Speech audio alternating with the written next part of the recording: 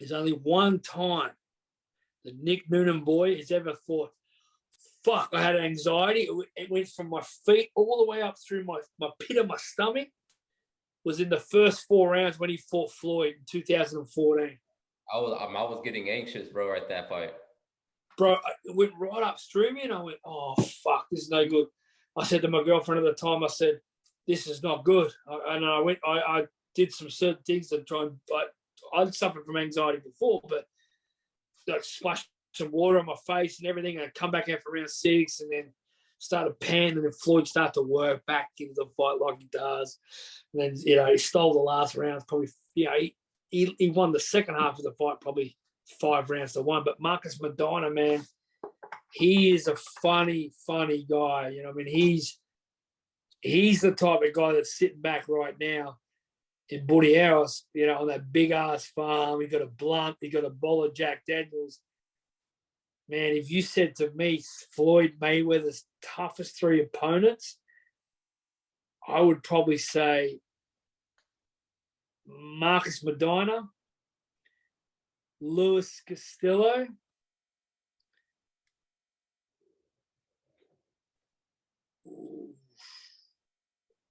Miguel Cotto. Yeah.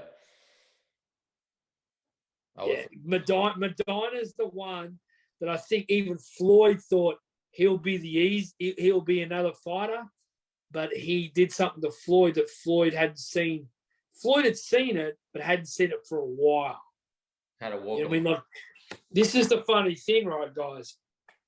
We talk about Canelo. We talk about all these fighters. Medina, what he did to Floyd was way better than Canelo. Yeah. Marcus Medina's efforts both times against Floyd were way better than Canelo. He made $10.6 million US that year. He fought Broner the year before. He fought Ortiz. Berto. No, not Berto. He fought Ortiz, didn't he? I should know this. But Medina fought some other fighters before that. Made a lot of money against Floyd and then cashed out. But what he did against Floyd Mayweather, Canelo, you never did. You know what I mean? Like Pacquiao, you never did. Pacquiao, you never got Floyd like you did. Like Medina cut Floyd. Yeah, he did. He backed him up. He had him in some situation. Floyd had a lot of shit going on before that 2014 fight. But to answer your question, Marcus Medina is a fucking legend. Robert Garcia and Marcus Medina, along with Sebastian Cortez, these guys, what they did to Floyd in 2014, they didn't have Floyd rattled, but they definitely did something in that ring that will never, ever be forgotten. I'm going to watch that fight tonight, actually. It's a great fight. It was. I was just like, just to hear that they're going to, be all in the same spot, I'm like, damn, I finally get my shot to actually interview him, to ask him a little bit, Robert Garcia, you need to tackle that. You need to send the footage to me. I'll speak to the boss. We'll run it on Friday if you want, on the JP. Yeah, if you interview Robert, you speak to Robert around about the welterweights you're training today and the lightweights and the super lightweights compared to your experience with Marcus Medina. I mean, the game plan they had for Floyd, Robert Garcia knew Floyd backwards. Yeah. There was a personal thing there. They knew each other. They had respect for each other. He knew Floyd. He knew how to get into Floyd's head with the whole gloves thing, everything. So all the way leading up to the fight, like 100%. Floyd dusted him in the second fight. I gave it 8 rounds to 4. Floyd definitely dusted him. But the first fight, it was probably 7-5. I think. Sorry, I should say. Second fight 9-3. First fight 7-5. Floyd had to work really hard between rounds 6 and 12 to back him up and to counter punch and move. But Medina was strong, and those looping coming up and over, transitioning off. Man, he was Robert Garcia. You can ask Robert this, and Robert will go 100%. Robert worked on. He had a game plan. His strategy was around how many punches per round can he get in 3 minutes. So his whole thing was, in 3 minutes, can we let off 116 punches versus Floyd's 50? And out of those 116, can we land 50%? Because if we land 50%, we got, 58 of those punches. If Floyd lets off 58 and lands 70%, he's got 42. You feel me? So his whole thing was around punch stats. His whole thing was around energetic, cardiovascular, choo, choo, choo, choo, choo, choo, choo. The mistake that I think he made for the second fight was, I think he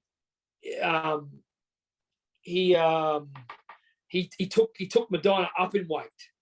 Yeah. I think he tried to bring him in a bit bigger. Yeah. And it was just a little bit that whole year could have been totally different. It could have reshaped boxing. 100%. I'm just like, I still look at those. I still look at a lot of Floyd's fights, like so many certain fights that I really look at. I like to watch his fights when he was just, pretty boy. No, bro, seriously. Pretty boy. That's the 98 to 2005 Floyd. That's the best Floyd. That's where the power was. That was the technical skill about power punching with precision, backed by power. I break Floyd's career out of three eras. I call it Pretty Boy, I call it Money Mayweather, and then I call it TBE. Pretty Boy is 96 to 04. 06, probably, to be honest. 96 to 06, 2006. Money Mayweather, I break down from like 07 through to 212, 213. TBE, I go from 214 through to 217 when he cashed out. Because we all know Conor McGregor, Manny Pacquiao, Andre Berto, the two fights with Madonna and Canelo, we're close to 700 million at the gate. Easy. You know what I mean? So I break it down into three careers. And people could say, does Money Mayweather beat Pretty Boy? Does Pretty Boy beat TBE? How does TBE go against Money Mayweather? Because there's three different styles when you break it down there. The Floyd that fought Corrales, Castillo, Gatti, like those earlier fights, DeMarcus Corley versus the ones that fought Hatton, first Cotto, Ortiz. And then when we get into Guerrero, and then in the back part of TBE, which is like Canelo, the Madonna, and you all break it down. That's what makes Floyd. He transitioned through 20 years. No boxer's ever going to do that. You know what I mean? Canelo's fighting the same way he did 4 years ago, which is he steps off, he loses rounds, he has precision, he has a hell of a lot of fucking power, and he breaks fighters down that way. That's why I get back to what at the start of this podcast is I want to see him against Jamal. I want to see him against Benavidez because those guys are not going to let him do that early in the fight. Yep. You know what I mean? And it was the same thing with Cotto. Exactly. Cotto's a boxer. Like Miguel Cotto, when he fought Floyd, he's a good boxer. He's going to box Floyd early. You know what I mean? It's going to be a boxing match. You know what I mean? Like when Floyd fought Hatton, Hatton's a bomb rusher. He's going to sit on your chest. He's going to throw volume. He's going to try and chin check you early and then work you into the middle part of the fight, then knock you out. These guys at Canelo are fighting now, they're not doing that.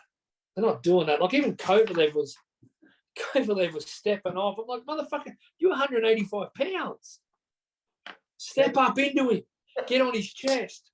Throw volume. Break the ring off. Your training camp. Well, I'm not a boxing trainer's ass, but my opinion is, it's a 12-round fight. The first 6 rounds, try and cut the motherfucker off. Exactly. Just push him up. Exactly. Yeah. Exactly. Like we can say we can say all what we want about that. That shit's crazy though. Intense. It's always good to hear from you, bro. You too, bro. Keep doing your thing. Thank you, bro. I really do. I owe a lot to a lot of people, for helping me out, walking me through the beginning stages and onto where I am now, 130 subscribers.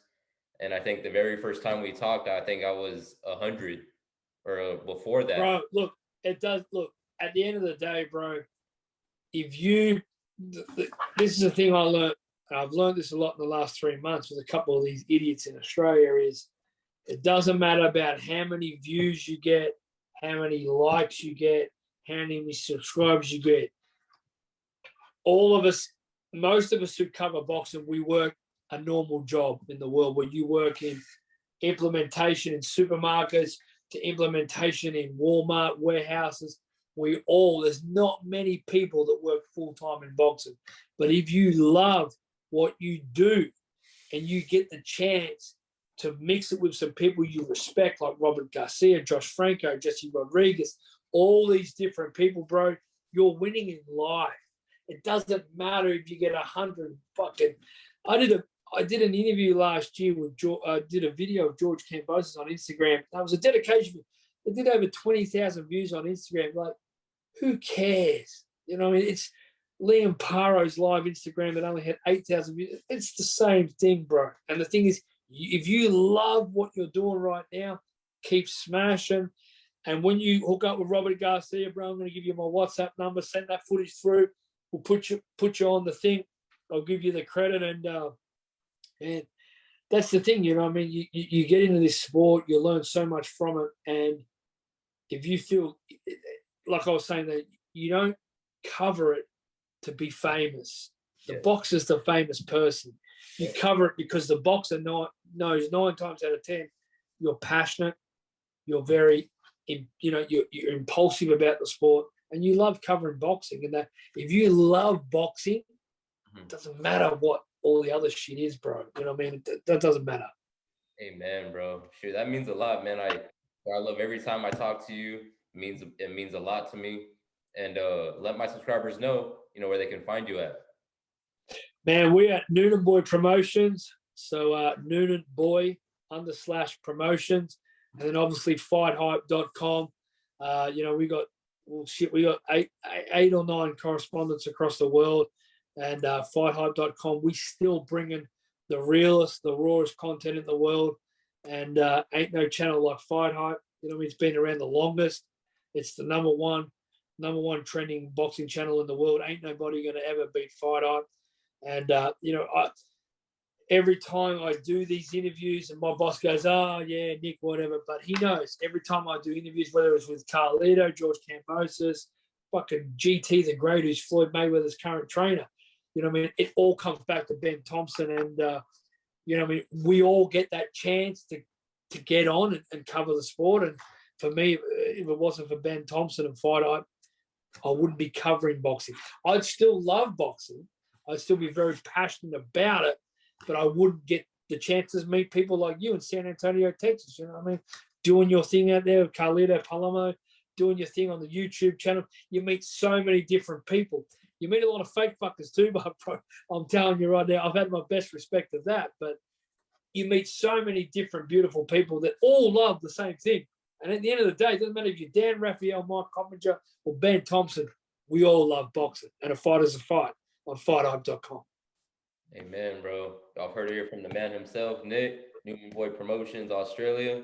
Remember that, guys. Go check out his links in the description down below. Go check out Fight Hype.